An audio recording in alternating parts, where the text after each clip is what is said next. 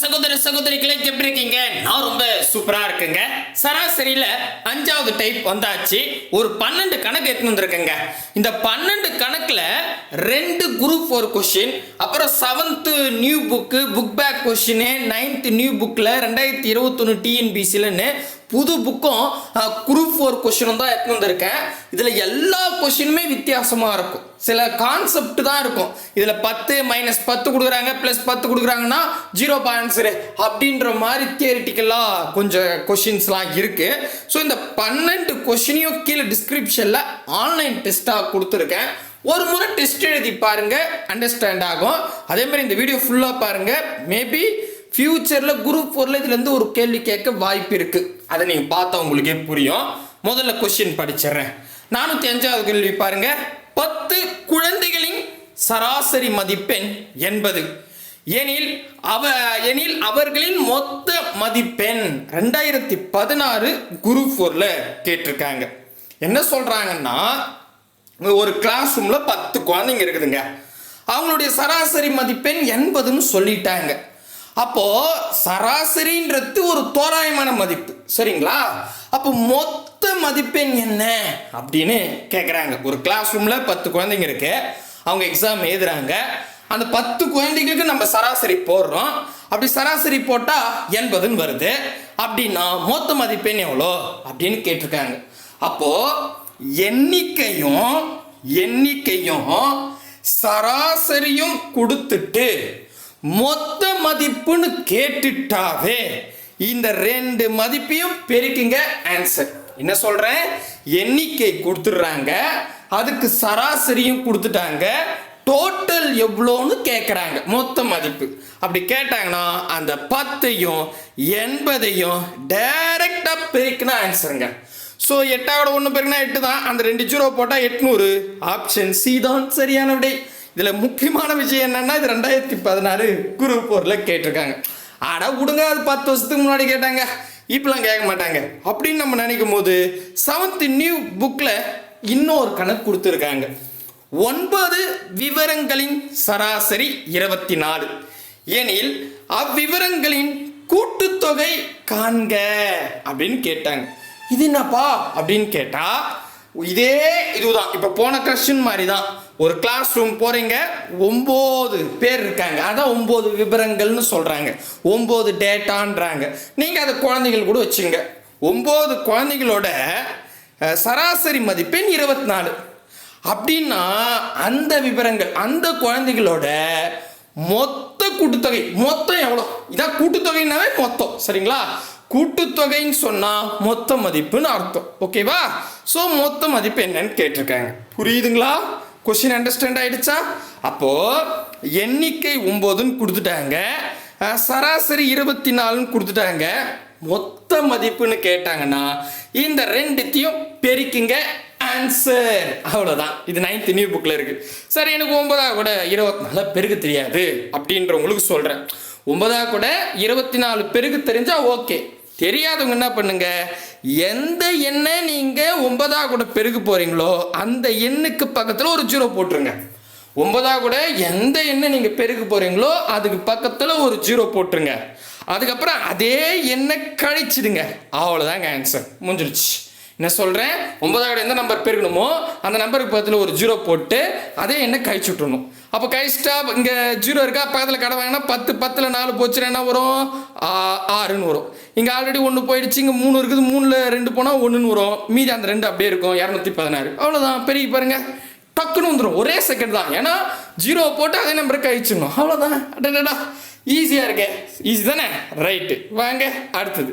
7th new book பேக்ல இருக்குது. அதுதான் நான் சொன்னேன் பாருங்க. புக் பேக்ல இருக்குனாவே இந்த கொஸ்டின் டைரக்டா கேட்க வாய்ப்பு இருக்குது. புக் பேக்னும் போது ஆப்ஷனும் அதுலயே இருக்குது. 15 புத்தகங்களின் சராசரி விற்பனை விலை 235 எனில் மொத்த விற்பனை விலை டேஷ் ஆகும். இது நீங்க தான் போட போறீங்க. ஆனா கொஸ்டின் என்ன கேட்கறாங்கன்னு சொல்றேன், இங்க பாருங்க. 15 புக்கோட சராசரி விலை, விற்பனை விலை 235. அப்போ மொத்த விற்பனை விலை என்ன? இது இப்படியே நான் எப்படி போடுங்க, 15 குழந்தைகளின் சராசரி மதிப்பெண் 235. அப்போ அதோட மொத்த மதிப்பெண் என்ன? பார்த்தீங்களா? இதே பேட்டர்ன் தான். ஸோ கொஸ்டினை மட்டும்தான் டிங்கரிங் பண்ணுவாங்க, அந்த பேட்டர்ன்ஸி புரிஞ்சால் ரொம்ப ஈஸி. அப்போ இந்த 15யும் 235 பெருக்குனா ஆன்சர் பெருங்க. சின்ன கணக்கெல்லாம் நீங்கள் போடுவாங்களாம், 15 235 பெருகி எங்களை சொல்லுவாங்களாம் அப்படின்னு கேட்டிங்கன்னா நீங்கள் தான் எக்ஸாம் எழுத போகிறீங்க, போடுங்க. சப்போஸ் உங்களுக்கு 15 பெருக்க ஷார்ட்கட் தெரியலனா கிளாஸ் கவனிச்சுட்டே வாங்க, மற்ற கிளாஸில் சொல்கிறேன். Option A 3525, B 250, C 220, D 3520 போட்டிங்களா? அவ்வளோதான், முடிஞ்சிடுச்சு. வாங்க அடுத்ததா இங்கே பார்த்தீங்களா 7th நியூ புக் பேக்கில் கேட்டிருக்காங்க. போன கிளாஸ் 4வது கிளாஸ் கவனிச்சிங்களா? கவனிச்சிருப்பீங்க. வாங்க இது வேறன்னு நினைக்கிறேன். ரைட்டு. 10 மதிப்புகளின் கூட்டு சராசரி 22 என கண்டறியப்பட்டது. மேலும் ஒரு புதிய மதிப்பெண் 44ஐ அந்த மதிப்புகளுடன் சேர்த்தால் புதிய சராசரி என்னவாக இருக்கும் அப்படின்னு கேட்குறாங்க. அதாவது நல்லா கவனிச்சுக்குங்க. இந்த 3 இதுக்கு முன்னாடி 3 கணக்கு நடத்தினல்ல, அது புரியுது இல்லை? அப்படியே வாங்க. 10 மதிப்புகளோட கூட்டு சராசரி 22ன்னு சொல்லிட்டாங்க. இப்போ இந்த நம்பரா கூட ஒரு நம்பர் அடிஷ்னலாக சேர்க்க போறாங்க, அதோட மதிப்பு 44ன்னு சொல்லிட்டாங்க. இப்போ இந்த 44 இதா கூட சேர்த்துட்டா புதுசா சராசரி என்ன அப்படின்னு கேட்குறாங்க. புரியுதுங்களா கொஷினு? ரைட். இப்போ இந்த மாதிரி கேட்டாங்கன்னா ஃபர்ஸ்ட் இங்க பாருங்க, 10 மதிப்புகளோட சராசரி 22ன்னு சொல்லிட்டாங்க. இப்போ நம்ம முதல்ல மொத்த மதிப்பெண்ணை கண்டுபிடிச்சிருவோம். மொத்த மதிப்பெண் கண்டுபிடிச்சா தான் இந்த 44 கூட்ட முடியும். சரியா? அப்போ நான் என்ன பண்ணுறேன், இந்த 10 கூட இந்த 22 பெருக்கிறேன். 10 கூட எந்த நம்பரை பெருக்கினாலும் அந்த பக்கத்தில் 0 போட்டுனா போதும். அப்போ 22க்கு பக்கத்தில் 0 போட்டால் 220. அப்போது 10 எண்களோட மொத்த மதிப்பு 220. ஓகேவா? இப்போ இந்த மொத்த மதிப்பில் இந்த அடிஷ்னலாக ஒரு நம்பர் வந்துச்சு இல்லையா, அந்த 44 கூட்டிக்கிறேன். இப்போ தான் கூட்ட முடியும். சரிங்களா?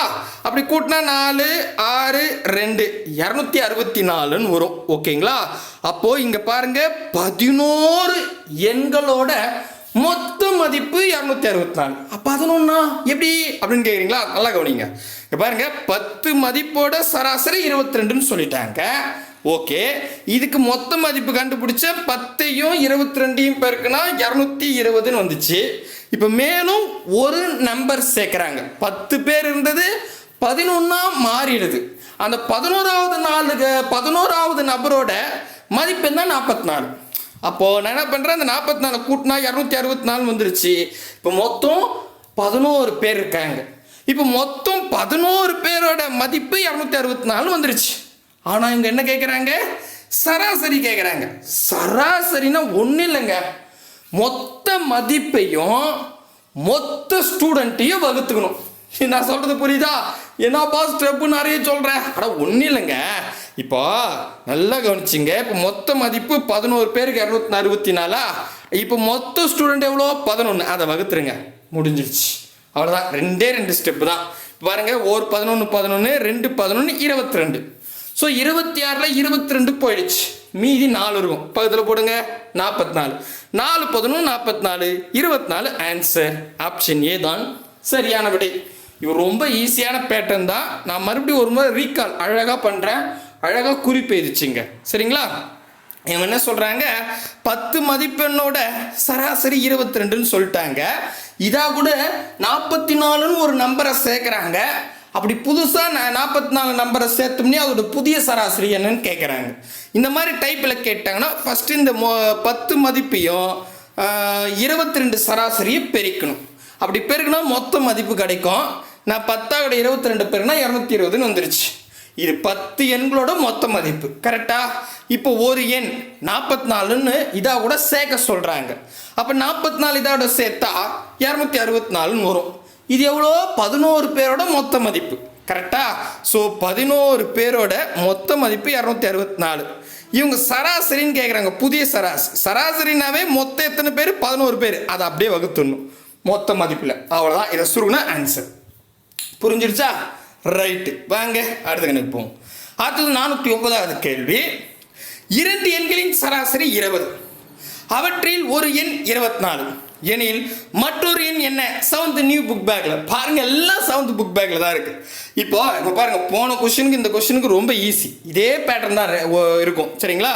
அதாவது 2 எண்ணோட சராசரி 20ன்னு சொல்லிட்டாங்க. இந்த 2 எண்ணில் ஒரு எண் 24. அப்போ இன்னொரு எண் என்ன அப்படின்னு கேட்குறாங்க. இப்போ பாருங்க, 2 எண்ணோட 2ன்றது எழுதி கொடுத்துருக்காங்க, நம்பராக சொல்லலை. 2 எண்ணோட சராசரி 20. இப்போ நான் என்னன்னா 2 எண்ணோட சராசரி 20ன்னு சொல்லிட்டாங்க, அதில் ஒரு எண் 24ன்னு தெரிஞ்சிருச்சு. இன்னொரு எண் என்னன்னு கேட்குறாங்க. ஒன்றும் இல்லைங்க, முதல்ல இந்த 2 எண்ணோட மொத்த மதிப்பு தெரிஞ்சுக்கணும். மொத்த மதிப்பு தெரிஞ்சுக்கன்னா இந்த 2ஐயும் 20ஐயும் பெருக்கலாமா? மொத்த எண்களையும் சராசரியும் பெருகுனா மொத்த மதிப்பு. அப்போ 2 கூட 20 பெருகுனா 40ன்னு வரும். இது மொத்த மதிப்பு கண்டுபிடிச்சிட்டோம். அப்போ மொத்தம் 40ங்க. அதில் ஒன்று 24ங்க, இன்னொன்று மொத்தம் 40 2 பேருக்கு. அதில் ஒருத்தர் 24, இன்னொருத்தரை கேட்குறாங்க. அப்போ நீங்கள் என்ன பண்ணலாம்? 40ல் அந்த 24 கைஸ்ட் ஆன்சர். 40ல் 24 கழிச்சா 16. ஆப்ஷன் ஏ தான் சரியானது. சொல்றது புரியுதா? ரொம்ப ஈஸி. என்னன்னா 2 பேர் இருக்கிறாங்க, அவங்களுக்கு சராசரி 20ன்னு சொல்லிட்டாங்க. அதில் ஒருத்தரோட மதிப்பு 24ன்னு சொல்லிட்டாங்க, இன்னொருத்தரை கேட்குறாங்க. ஓகேவா? இப்போ மொத்தம் 2 பேருக்கான மதிப்பு தெரிஞ்சுட்டு அதில் ஒருத்தரை கழிச்சா இன்னொருத்தர் கண்டுபிடிச்சிடலாம். கரெக்டா? கரெக்டு. அப்போ நான் என்ன பண்ணுறேன்? மொத்த மதிப்பை கண்டுபிடிக்கணும்னா எண்ணிக்கையும் சராசரி பெருக்கணும். எண்ணிக்கை 2, சராசரி 20, பெருக்குனா 40. சூப்பர். இப்போ மொத்த மதிப்பு 40 2 பேருக்கு, ஒருத்தருக்கு 24. அப்போ 40ல் 24 கழிச்ச ஆன்சரா? கழிச்சிட்டேன், 16. அவ்வளோதாங்க. புரியுதா? இதில் மதிப்பு மட்டும்தான் மாற்றி கேட்பாங்க, மதிப்பு வேற போட்டுருவாங்க. கான்செப்ட் இப்படி தான் இருக்கும். சரிங்களா? புரியுதுங்களா? புரியலன்னா சொல்லுங்க. நான் புக் பேக்கில் இருக்கிறத நத்திருக்கேன், பட் எனக்கு அவ்வளோவா அண்டர்ஸ்டாண்ட் ஆகலை. இன்னும் கொஞ்சம் ப்ராக்டிஸ் கொடுங்கன்னு சொன்னால் நான் அடிஷ்னலாக கொஷின் வேறு ஏதாவது புக்கில் ரெஃபரன்ஸ் எடுத்து கொடுக்குறேன். இல்லை எனக்கு ஹோம்மார்க்காவது கொடுங்கனாலும் சொல்லுங்கள், நான் குரூப்பில் ஹோம்மார்க்காக கொடுக்குறேன். நத்துறனாலும் நத்துறேன், இல்லை ஹோம்மார்க்காக கொடுத்தா போதும் நான் ஒர்க் அவுட் பண்ணிக்கிறனாலும் ஓகே. எனிதிங் ஏதாவது சொல்லுங்கள். ரைட்டு. அடுத்தது 410. இது ஒரு தியரிட்டிக்கல் கொஷின், ரொம்ப ஈஸி தான். என்னென்னா இது பாக்ஸில் கொடுத்துருக்காங்க. இவனுங்க தான் டிஎன்பிசிக்காரங்க எப்படி வேணாலும் கேட்குறாங்களே. ஸோ ஒரு பாக்ஸில் இருக்கிறதால அது எடுத்துருக்கேன். ஒரு மனிதன் ஆண்டுக்கு சராசரியாக சுமார் 1460 கனவுகள் காண்கிறான். அப்படியா? அதாவது ஒரு இரவுக்கு சுமார் டேஷ் கனவுகள். அப்போ ஒரு நாளைக்கு எத்தனை கனவு காணுவார்? ஒரு வருஷத்துக்கு 1460 கனவு காண்றாருன்னா ஒரு நைட்டுக்கு எத்தனை கனவு காணுவார்? அதாவது ஒரு நாளைக்கு. அப்படின்னா ஒன்றும் இல்லைங்க, 1460 நமக்கு தெரியும், ஒரு வருடன்றது 365 வகுத்துட்டா போதும் ஆன்சர். இது சராசரி எதுவுமே கிடையாது, ஜஸ்ட் கேட்குறாங்க. என்னன்னா ஒரு மனுஷன் பார்த்தீங்கன்னா ஒரு வருஷத்துக்கு தோராயமாக, அதுதான் சராசரி. சராசரினா ஒரு தோராய மதிப்புன்னு சொல்லலாம். ஸோ தோராயமாக 1460 கனவு காண்றாரு. அப்போ ஒரு நைட்டுக்குன்னு கேட்கும் போது 365 இதில் வகுத்துட்டாவே ஆன்சர் 4. சார் எனக்கு வகுத்து தெரியாது சார், 1460ல் 365 நான் வகுத்துனா எக்ஸாமே முடிஞ்சிடும் அப்படின்னு தோணுச்சுன்னா இருக்கவே இருக்க ஆப்ஷனு, அதை வச்சு போடலாம். என்னென்னா ஒரு வருஷத்துக்கு 365 நாள். ஓகேவா? இங்கே 2ன்னு சொல்லியிருக்காங்க. அப்போ 2 365 நம்ம கூட்டி பார்ப்போம். 2 365 கூட்டினா 1460 வந்தால் ஆன்சர். சொல்கிறது புரியுதா? ஒரு வருடத்துக்கு 365 நாள். இங்கே 2ன்னு சொல்கிறாங்க, ஆப்ஷன் ஏவில் 2 இருக்குது. அப்போ 2 365 கூட்டுங்க, கூட்டினா 1460 வந்தால் ஆன்சர். இல்லைன்னா 3 போடலாம் 4 போடலாம். ஓகேவா? இப்போ கூட்டி பார்க்கலாமா? 10 மீதி 1, 6 12 13 மீதி 1, 3 3 6 730 அப்படின்னு வரும். கரெக்டா? கரெக்ட். இப்போ இது 2. நான் என்ன பண்ணுறேன், அடுத்தது 3 ட்ரை பண்ணலாமா, 4 ட்ரை பண்ணலாம், 4 ட்ரை பண்ணலாம். 4ன்னா அதே 730 போட்டோன்னு வச்சுக்க, 4 மாறிடும். 2 2 4. கரெக்டா? இதை கூட்டி பார்ப்போம். 0 3 3 6 7 14. பாருங்க, பர்ஃபெக்டாக 1460 வருது. அப்போது 4 ஆப்ஷன் சி தான் சரியான விடை. சரிங்களா? 365 உங்களுக்கு 1460ஆல வகுக்க தெரியலன்னா ஆப்ஷனில் எடுத்துக்கிட்டு 365 2 முறை கூட்டுங்க, 3 முறை கூட்டுங்க, 4 முறை கூட்டுங்க, எதுக்கு வருதோ 1460 அதான் ஆன்சர். நான் 2 மெத்தட் சொல்லியிருக்கேன், எது ஈஸியாக இருக்கோ அதை போட்டுங்க. சரிங்களா? வாங்க அடுத்த கணக்கு போவோம்.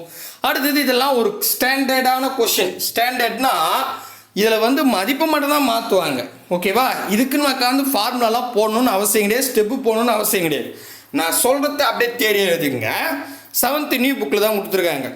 முதல் 2 மதிப்புகளுக்கு 3ஐ கூட்டியும் கடைசி 2 மதிப்புகளுக்கு 3ஐ குறைத்தால் புதிய சராசரி என்னவாக இருக்கும் அப்படின்னு கேட்டிருக்காங்க.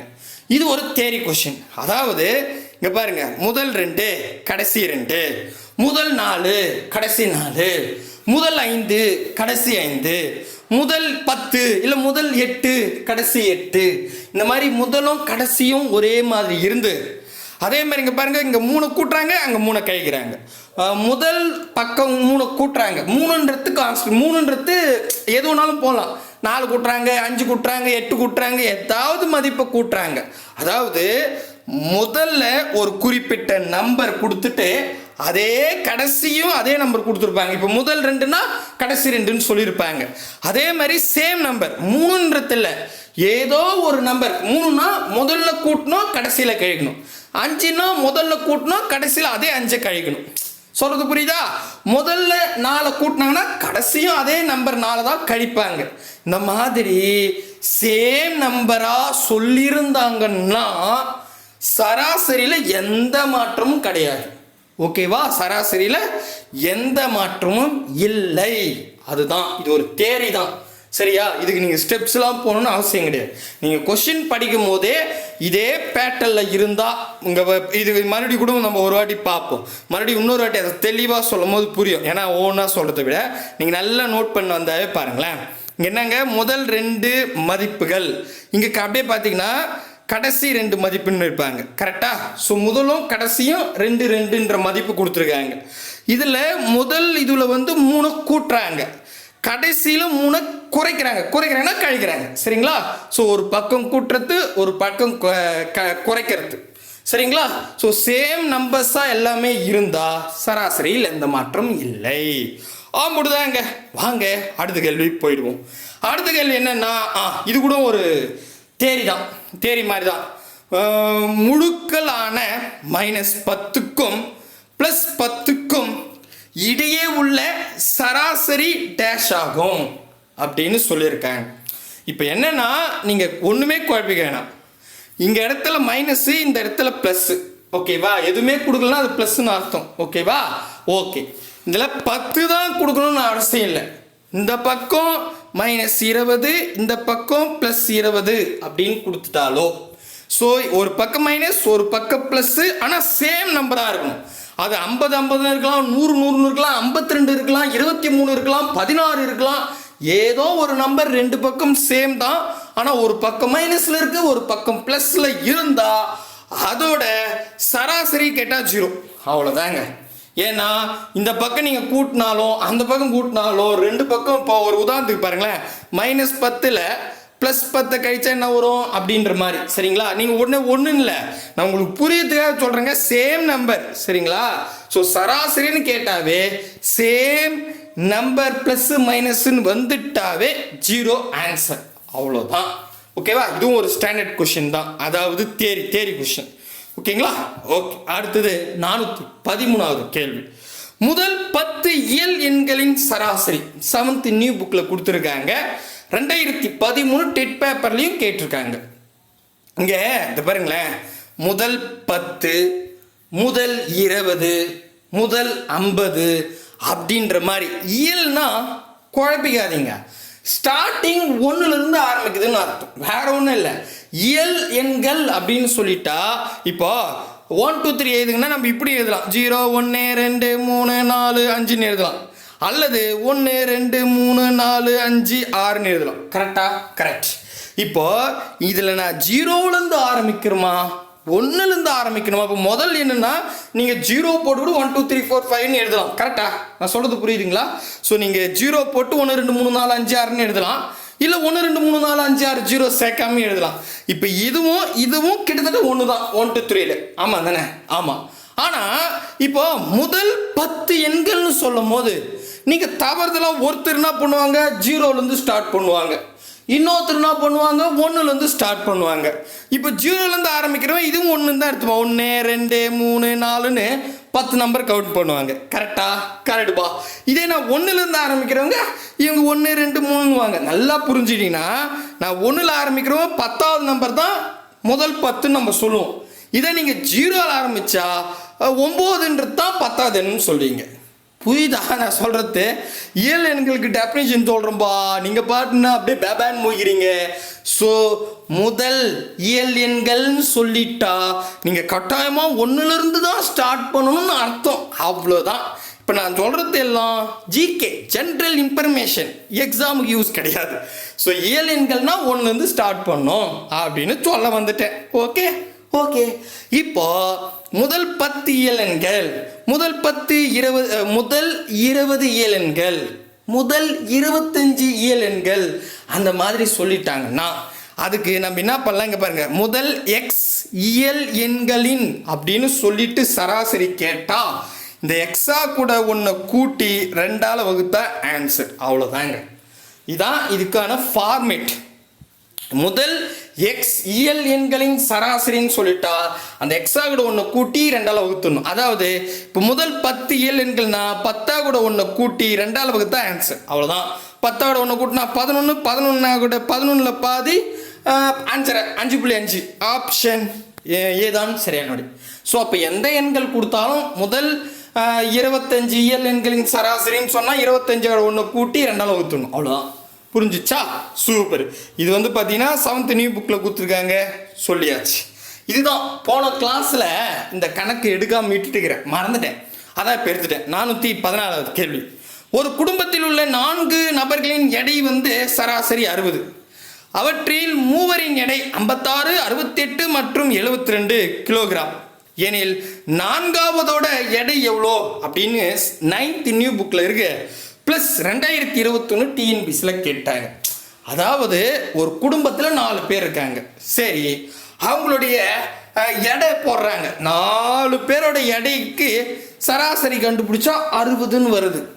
அதில் எனக்கு 3 பேரோட எடை தெரியுது, 4வது நபரோட எடையை நான் மிஸ் பண்ணிக்கிறேன். இப்போ நான் அந்த 4வது நம்பருடைய எடை எப்படி கண்டுபிடிக்கிறது? எனக்கு சராசரி இருக்குது, 3 பேரோட எடை இருக்குது, 4வது நபருடைய எடை என்ன அப்படின்னு கேட்குறாங்க. ஸோ இந்த மாதிரி கேட்டாங்கன்னா போன கிளாஸ் பார்த்தவங்களுக்கு இது தெளிவாகவே புரியும். முதல்ல சராசரி எவ்வளோ கொடுத்துருக்காங்க? 60.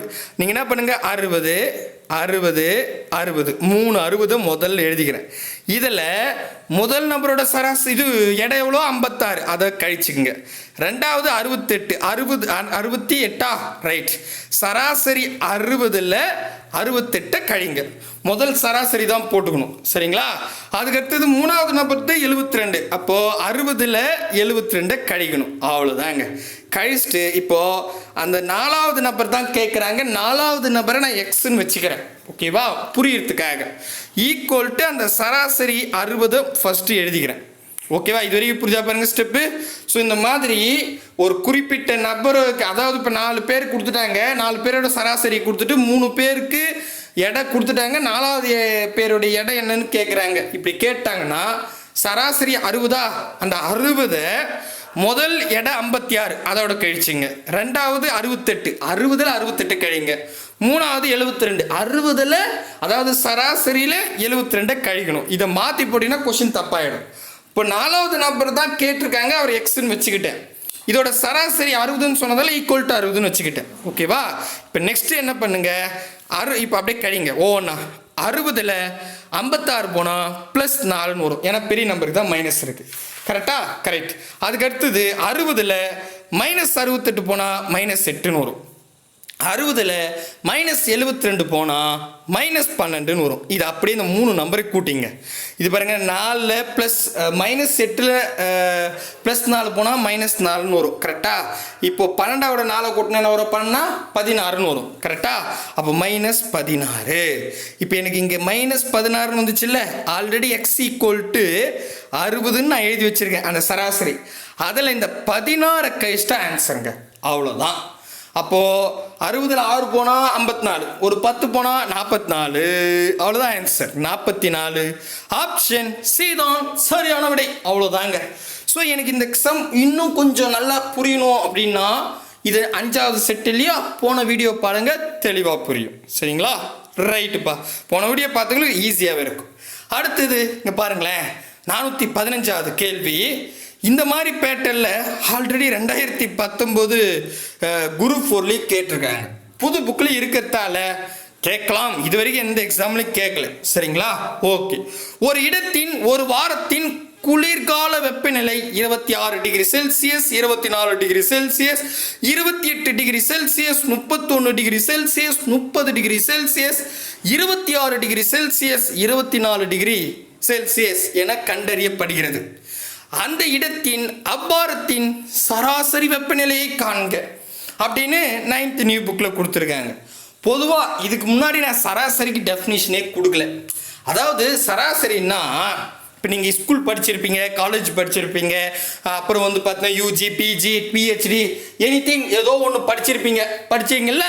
ஆமாம். இப்போ ஸ்கூல்னு எடுத்துக்கிட்டா 5 சப்ஜெக்ட் தானே? ஆமாம். இந்த 5 சப்ஜெக்ட்டுக்கு நம்ம 10th வரைக்கும் சொல்கிறேன். சரிங்களா? 11th 12th போல் 10th வரைக்கும் ஒரு 5 சப்ஜெக்ட், ஒவ்வொரு சப்ஜெக்ட்டுக்கும் 100 கொஷின், 100 மார்க்கு. கரெக்டாக? அப்போது நீங்கள் எக்ஸாமில் மொத்தம் 500 மார்க். இதில் நீங்கள் எவ்வளோ மார்க் வாங்கியிருக்கீங்க, இதை சராசரியாக சொல்லுப்பா அப்படின்னு சொல்லுவாங்க. கரெக்டாக? ஆவரேஜ் ஸ்கோர்னு ஒன்று இருக்கும், கேள்விப்பட்டிருக்கீங்களா? கேள்விப்பட்டோம், 10வதுல கேள்விப்பட்டது மறந்து போச்சே.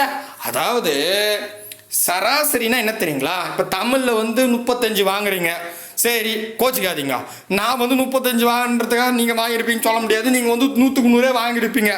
இங்கிலீஷில் 75 வாங்கியிருப்பீங்க, மேக்ஸில் 100க்கு 100 வாங்கியிருப்பீங்க. ஆமாம் ஆமாம் ஆமாம். அடுத்தது சயின்ஸில் 80 வாங்கியிருப்பீங்க, சோசியல் சயின்ஸில் 95 வாங்கியிருப்பீங்க. இப்போ நான் சொல்லிட்டேன்ல, இந்த 5 மதிப்பையும் கூட்டி எத்தனை சப்ஜெக்ட்? 5, 5ஆல் வகுத்தா அதான் சராசரி. புரியுதுங்களா? ஸோ 5 மதிப்புகளையும் கூட்டி அதோட எண்ணிக்கை நீங்கள் வகுத்துட்டா அதுதான் சராசரி. புரிஞ்சிடுச்சா? இப்போ இதே காலேஜில் 7 சப்ஜெக்ட் படிக்கிறீங்க, 6 சப்ஜெக்ட் படிக்கிறீங்கன்னா 6 சப்ஜெக்ட்லேயும் ஒவ்வொரு சப்ஜெக்ட்லேயும் எவ்வளோ மார்க் வாங்கினீங்களோ அதை கூட்டிட்டு மொத்தம் 6 சப்ஜெக்ட் இல்லை 6ஆல் வகுத்துட்டா அதுதான் சராசரி. இப்போ டெஃபினிஷன் புரியுதா? அப்போ ஒரு இடத்துல வெப்பநிலை வந்து கொடுத்துருக்காங்க ஒரு வாரத்துக்கு. ஸோ ஒரு இடத்துல இன்னைக்கு வந்து 26 டிகிரி, நாளைக்கு வந்து 24 டிகிரி, நாளானைக்கு 28 டிகிரி, அதுக்கப்புறம் 31 டிகிரின்னு 7 மதிப்புகள் கொடுத்துருக்காங்க 7 நாளைக்கு. இப்போ இதுக்கு ஒரு வாரத்துக்கான சராசரி என்னன்னு கேட்டாங்க. அப்போ இந்த மொத்தம் 7 மதிப்பையும் கூட்டி 7ஆல் வகுத்தா அதுதான் சராசரி. இவ்வளோதாங்க. அப்போ நம்ம என்ன பண்ணோம்? 26, 24, 28, 31, 30 அப்படி இப்படி எல்லா நம்பரையும் கூட்டி அது 7ஆல் வகுத்தா அதுதான் சரியான விடை. ரைட்டு. இந்த 7 நம்பரை எந்த ஜென்மத்தில் தான் கூட்டுறது? இன்னும் கூட்டுறது ஈஸி தாங்க.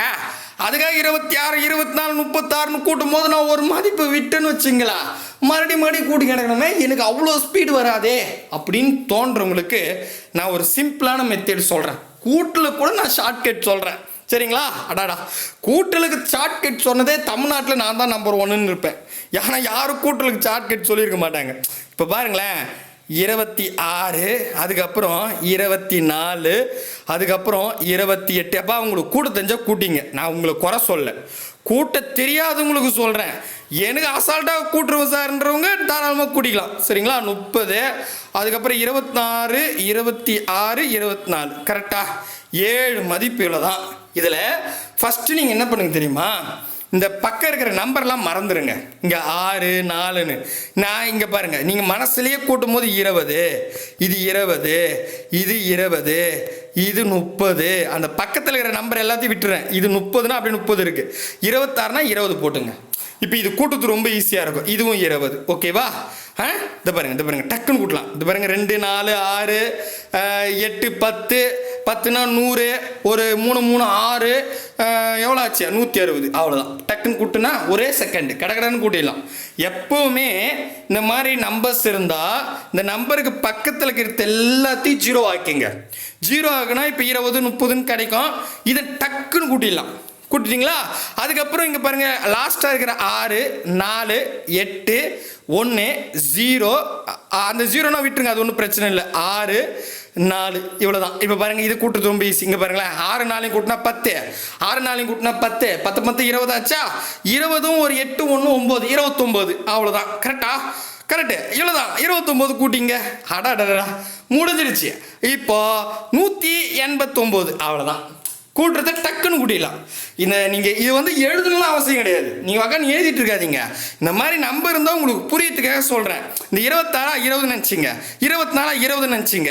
ஸோ அப்போ என்ன பண்ணுங்க, 2 4 6 8 10, ஸோ இப்போ 100 ஆச்சா? அதுக்கப்புறம் இங்கே ஒரு 3 30 30 60 160 முடிஞ்சிச்சா? ஒரு செகண்ட் முடிஞ்சிருச்சு. நெக்ஸ்ட் என்ன பண்ணுங்க, இந்த நம்பருக்கு எடுத்து கூட்டுங்க. இந்த நம்பர்னா 6 4 10, 6 4 10, 19 20, இங்கே 8 1 9 19, கரெக்டா? ஸோ இல்லை 29, சாரி, ரைட், 29 அப்படியே கூட்டுங்க. 189, அவ்வளோதான், முடிஞ்சிருச்சு. 6 6 10, 6 6 10 20, 8 1 29, சிராபச்சு கூட்டினா 189, அவ்வளோதான். இது கூட்டுறதுக்கு மெத்தடு சொல்கிறேன், சரிங்களா? தெரியாதவங்க இது யூஸ் பண்ணிங்க, தெரிஞ்சவங்க அப்படியே கூட்டிங்க. இதை 7ஆல் வகுத்த ஆன்சருங்க, அவ்வளோதான். மொத்தம் 7 மதிப்பு கூட்டிட்டு 189. அதில் 7 இருக்கு இல்லையா நம்பரு, 7 வகுத்து. நீங்கள் ஒன்றும் நம்பர் கவுண்ட் பண்ணி பாருங்க. 1 2 3 4 5 6 7. ஸோ மொத்த மதிப்பை கூட்டி எத்தனை எண்ணிக்கையோ அதை வகுத்துக்கணும். இதான் சராசரி, சரிங்களா? அப்போ இது அடிங்க, முடிஞ்சிருச்சு. ஒரே 7 7 14, 21 வந்துடும். ஸோ அப்போ 14 தான். 18ல் 4 14 போனால் மீதி 4 இருக்குது. இப்போ அங்கே போடுங்க, 49 வரும். 49 27 ஆன்சர். அவ்வளோதாங்க. ஆப்ஷன் சி தான் சரியான விடை. அவ்வளோதான். தெளிவாக புரிஞ்சிடுச்சா? ரைட்டுப்பா. இப்போ அடுத்தது இது நீங்கள் கொஞ்சம் பாருங்களேன். 2019 குரூப் 4ல் இப்போ போன கணக்காவது ஆச்சு மூச்சு போட்டுடலாம். இந்த இடத்துல என்னன்னா எல்லாமே புள்ளி வச்சு கேட்டிருக்காங்க. இங்க பாருங்க, ஒரு குறிப்பிட்ட வாரத்தில் நகரத்தில் அதிகபட்ச வெப்பநிலை 34.8 degree, 38.5 degree, 33.4 degree, 34.7 degree, 35.8 degree, 32.8 degree, 34.3 degree ஆக இருந்தது. அப்போ ஒரு வாரத்தின் சராசரி வெப்பநிலை காண்க. இது ஒரிஜினல் கேள்வி 2019 குரூப் 4ல் கேட்டிருக்காங்க. இப்போ பார்த்தீங்களா? ஸோ இது ரொம்ப ஈஸி. என்னென்னா, இப்போ ஒரு அதாவது சராசரினா என்னென்னா, எத்தனை வேல்யூஸ் கொடுத்துருக்காங்களோ அது எல்லாத்தையும் கூட்டி எத்தனை எண்ணிக்கையோ அதால் வகுத்துக்கணும். இதுதான் கரெக்டா? கரெக்ட். இப்போ இதில் புள்ளி வச்சிருக்கு. இப்போ போன கணக்காவது அசால்ட்டாக கூட்டுருவீங்க. புள்ளி வச்சுருந்தா கண்டிப்பாக குழப்பமாக இருக்கும். என்னதான் கொஞ்சம் நல்லா, அதாவது முக்கால்வாசி நல்லா போடுறவங்க கூட கொஞ்சம் சொதப்போம்.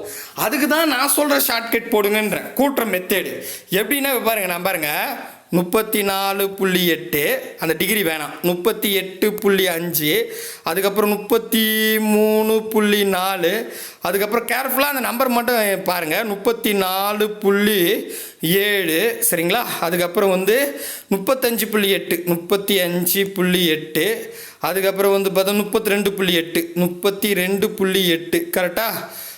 கரெக்ட். 32.8, 34.3, 34.3, கரெக்டாக? ஓகே. இது பாருங்கள், இதுதான் எழுதியிருக்கேன். மொத்தம் 7 நம்பர், சரிங்களா? இப்போ நீங்கள் ஃபஸ்ட்டு என்ன பண்ணணும் தெரியுங்களா? இந்த புள்ளி வச்சு நம்பரு, அதுக்கு பக்கத்தில் இருக்கிற நம்பர்லாம் விட்டுருங்க. விட்டுட்டு இது எப்படின்னா, இது 30, இது 30, பாருங்கள், இதெல்லாம் 30லே இருக்குது. ஆச்சரியம், சரிங்களா? எல்லாமே பாருங்கள், அந்த புள்ளி வச்சதையும் அதுக்கு பக்கத்தில் இருக்கிற நம்பரையும் விட்டுட்டு ரவுண்ட் ஆகிக்கிறேன், சரிங்களா? இப்போ எல்லாமே 3 இருக்குதாங்க பாருங்க. 1 3 3 2 3 6 3 3 4 12 5 3 5 6 3 18 7 3 21. ஸோ 210. அவ்வளோதான். ஃபஸ்ட்டு ஸ்டெப்பு 210 முடிச்சிட்டேன். இப்போ நெக்ஸ்ட் என்ன பண்ணுங்க, இங்கே இருக்கிற நம்பர் எங்க இது பாருங்க, இதில் இருக்கிற நம்பர் புள்ளி அப்புறம் பார்த்துக்கலாம். அப்படி பார்த்தா முதல் 4 இருக்குது, 4, இது 8, இது 3, அதுக்கப்புறம் 4, இதெல்லாம் மனசுலேயே கூட்டணும். 5 2 4, அவ்வளோதான். கரெக்டா? ஸோ அப்போ பாருங்கள், 4 8 12, 12 3 15, 15 4 19, அப்படியே மனசுலேயே கூட்டணும் 30ன்னு வரும். கூட்டி பாருங்க 30, சரிங்களா? அதை கூட்டிக்கிட்டேன். அப்போது 240ன்னு வந்துருச்சு. ரைட். இப்போ புள்ளி வச்சு நம்பர் இங்கே பாருங்கள், 8 5 4 7 8 8 3, மொத்தத்தையும் கூட்டுங்க. மொத்தத்தையும் கூட்டினா எம்பிட்டு வருது? 43. அப்போது இது மாதிரி புள்ளி வச்சுதுன்னா இங்கே பாருங்கள், 43னா இங்கே 3.4, சரிங்களா? அவ்வளோதான். புரியுதா பாருங்க. அதாவது இது எல்லாமே சிங்கிள் டிஜிட்டில் இருக்குது. இங்கே வந்து 43, இங்கே 3 புள்ளி இங்கே 4ன்னு வந்துடும். சரி, 4.3. அப்படி உங்களுக்கு குழப்பமாகுதுன்னா இந்த மாதிரி புள்ளி வச்ச நம்பரில் சிங்கிள் டிஜிட்டாக இருந்துச்சுன்னா கூட்டுங்க. சிங்கிள் டிஜிட்டில் 9ன்னு வந்தால் அப்படியே 9ன்னு போட்டுக்கலாம். ஆனால் 2 டிஜிட்டில் 10, 15, 99 இதெல்லாம் வந்துச்சுன்னா ஒரு ஸ்தானம் வச்சு அப்படி போட்டுக்கணும். அவ்வளோதான். சரிங்களா? அப்போ 43, 4.3 அவ்வளோதான். 4.3 கூட்டுங்க. கூட்டினா நமக்கு டோட்டலாக 3, 4, 4, 2 அதாவது 244.3 வருங்க. அவ்வளோதான், கூட்டியாச்சு. பர்ஃபெக்டாக கூட்டியிருக்கும். 100% கரெக்டாக வரும். இந்த மெத்தட்லேயே கூட்டுங்க. உங்களுக்கு கூட்ட தெரிஞ்சால் ஒன்றும் பிரச்சனை இல்லை, கூட்ட தெரியாதவங்களுக்கு சொல்கிறேன். ஓகேவா? இப்போது மொத்த மதிப்பு கண்டுபிடிச்சாச்சு. டோட்டலாக எத்தனை? 7 நாள். அந்த 7 வகுத்துருங்க. கரெக்டாக 7 மதிப்பு நீங்களே பண்ணுங்கள். 1, 2, 3, 4, 5, 6, 7. கரெக்டாக 7 வகுத்த ஆன்சர் போலாமா? ஒரே 7 3 21 4 28. அதனால 3 21 போட்டேன். மீதி 3 இருக்குது, பக்கத்தில் போடுங்க. 34 வரும். ஒரே 7 14 3 21 4 28. சரிங்களா? 4 7 28. 34ல் 28 போயிடுச்சு. மீதி 6 இருக்குது, பக்கத்தில் போடுங்க. இப்போ புள்ளி வச்ச நம்பர் ஆகிடும். ஏன்னா புள்ளி வச்ச நம்பருக்கு தான் போடும். ஒரு புள்ளி வச்சுக்கிட்டு, ஏன்னா 6 வந்து 7ஆம் வாய்ப்பாடில் வராது. 7ஆம் வாய்ப்பாடில்னா ஒரு புள்ளி வச்சு அங்கே 3 இருக்குது இல்லை, 63 மாறிடும். 63 9 3 67. 63 தானே? 9 7. எஸ், 9 7 63. அப்போது 34.9. 34.9 பாருங்க, பர்ஃபெக்டாக வரும். இதில் ஆச்சரியம் என்னன்னா எல்லாமே 34 இருக்குது. ஸோ நான் சொல்கிற மெத்தட் போட்டால் கரெக்டாகவே வரும். சரிங்களா? ஸோ கண்டிப்பாக உங்களுக்கு ரொம்ப யூஸ்ஃபுல்லாக இருக்கும்னு நம்புகிறேன். 12 கணக்கில் ஒரே ஒரு கணக்கு தான் ஹோம் மார்க் கொடுத்துருக்கேன். மீது எல்லாமே நானே நடத்தி முடிச்சிட்டேன். ஸோ புரியுதுங்களா? ரைட்டுங்க. இன்னும் வேறு என்னென்ன கணக்கு இருக்குதுன்னு பார்த்துட்டு சராசரியை முடிச்சுட்டு அடுத்த டாபிக் போயிடலாம். பாய் பிரதர் அண்ட் சிஸ்டர்.